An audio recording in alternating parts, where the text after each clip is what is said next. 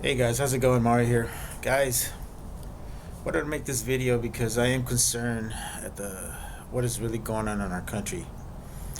I am really concerned at what's gonna be the outcome once we have this new president in office.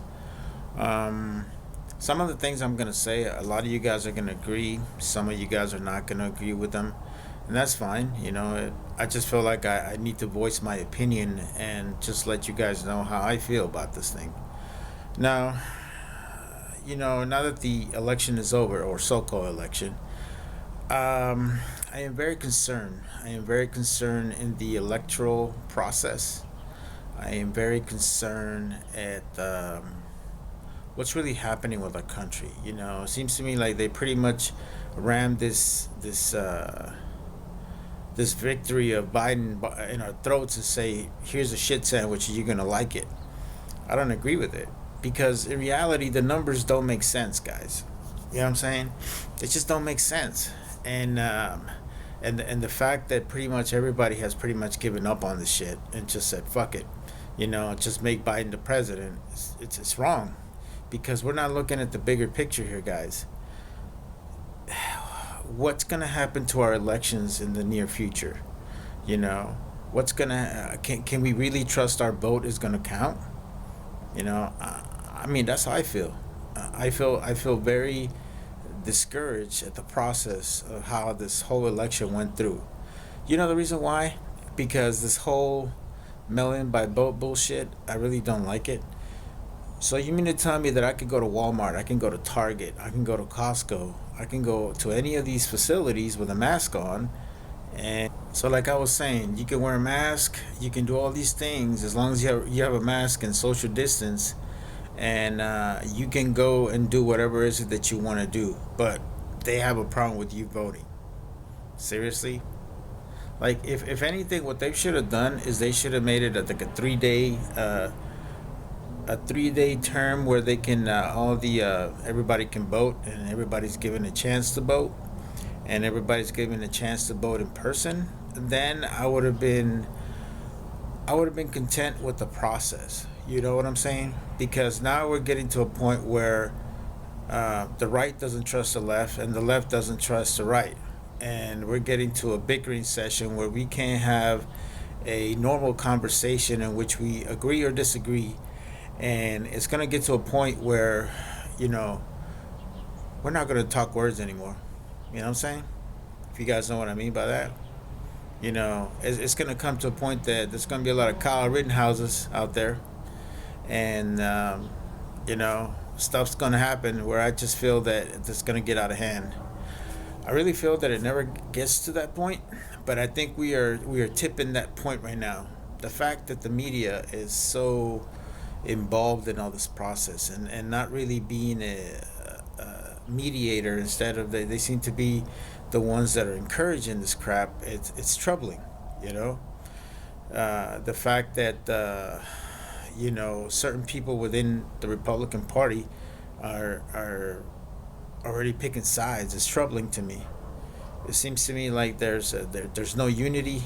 There is no transparency in all this process, and I'm really scared. I really feel that if this continues to go the way it's going, that there will be a civil war. There really will be. It seems to me like the Chinese are influencing the Democratic Party and the Russians are influencing the Republican Party. And why the fuck are we letting this shit happen? You know what I'm saying? I don't understand that. Why the fuck are we being so quiet about it? A lot of my friends have said that we're all a bunch of pussies and we're not doing anything and we're not saying anything. But let's stop and think about it. If we fucking say something or we do anything, it ain't gonna be easy and we ain't gonna ask permission.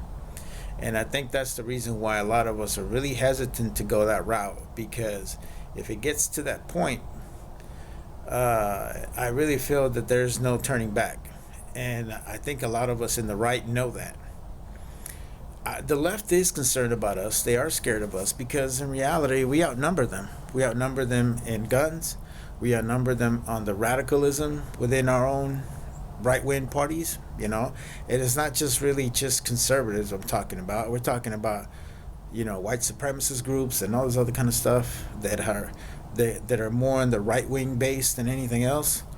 And I really feel that it's going to get out of hand. What I really hope that this upcoming administration understands is that there is a lot of opposition against them. And this opposition is not going to, really thread lightly if you really piss them off, if you really think about it. And I really feel that they need to be very smart about how they implement their policies.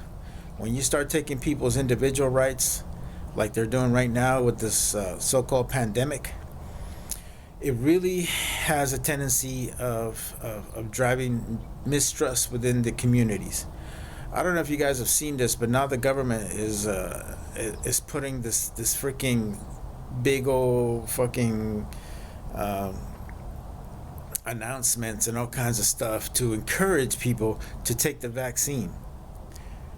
And a lot of people within Hispanic and black community are like, fuck that, I'm not taking that shit. Why should I take it? Because in reality, if you really stop and think about it, guys, vaccines take years for that shit to develop. How the fuck did that shit all of a sudden within a year, miraculously, it's 95% effective? I call bullshit on that. You know what I'm saying? I call bullshit on all this other stuff that's going on. I really feel that, and this is just my analogy on this, I think the Chinese took sides of the Democrats on this. And the reason why I think about this is because Trump was kicking China's ass in the trade wars. If you notice, for the longest, they had this big feud because, Trump had put all these tariffs on Chinese goods, and they really didn't have a trade agreement. And if you notice, they had a trade agreement like a couple months after the pandemic started hitting. Why is that? To me, it's like it's perfect timing, the way I look at it. You know what I'm saying? Let's create a pandemic and chaos. And if it happens to kill millions of fucking people around the world, so be it. Do you guys see where I'm coming from? I really feel these people that created this shit, they knew what they were doing, and the fact that they already had created a vaccine and say, hey, let's give it about a year so people don't think that this is all fucking hoax or some makeshift bullshit, I'm sorry, man, but I you can't bullshit a bullshitter, man. It's the way I see it. You know what I'm saying? You can't bullshit me with this crap, and I know a lot of you guys feel the same way. And what's really sad is that I'm even seeing this from the left. Many of my friends who are Democrats are kind of hesitant and concerned about this whole shit. Was this whole pandemic that killed millions of fucking people created so they can get rid of one person, which is Trump? Now let me tell you guys something. I'm not all that great of a fan of Trump, because Trump says a lot of stupid shit. He does a lot of stupid shit. But if you really think about it, he's not a politician. He's a businessman. And many people who are part of the establishment from the left and the right didn't like him. If you guys noticed during the 2016 election, there were so many fucking Republicans that are part of the establishment that were trying to get rid of him, and they couldn't do it. Same thing with the left. And he became president. And once he became president, he changed everything. He changed the establishment. And I think that's the reason why they got rid of him. It's because he's not part of the establishment. He is somebody who's completely different and gives a shit about you and me.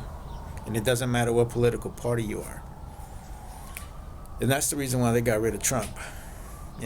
It's not because, he is in some ways kind of racist, but at the same time he's very, very fucking blunt and real about what he says. All that shit he says about Mexicans, shit, I've said that myself about my own people. We got fucking problems within our Hispanic community, but some people are not realists and don't want to fucking admit that shit. But there is one type of people that both the left and the right are not really taking into account. That's veterans. Veterans, are a good percentage of the population, and many of these guys and gals serve for many years admirably. And a lot of us have never forgotten our oath, and if you ever get a chance to read the oath that a lot of us actually swore to, the first thing that it talks about is to protect and uphold the Constitution.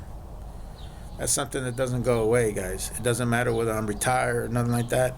You know, to us, a mission statement, something we swear in, means a lot to us. So I would suggest that people really think about that kind of stuff before they start pissing off the wrong people. You know what I'm saying? So, guys, this is my reflection on 2020 and the election. And I really hope that you guys got something out of this. I hope I didn't bore you to death. I hope that you guys kind of agree or disagree with me. That's fine. You know, my thing is that I know I'm not the only one that feels this way. I really know I'm not. So chime in, let me know what you guys think. You know, try to keep it respectful. I understand that there's differences of opinion on a lot of this stuff, but, you know, I really feel that we are heading into a civil war if we don't fucking unfuck ourselves. All right, guys, that's all I got. Like always, God bless you. God bless the United States of America, and I'm out.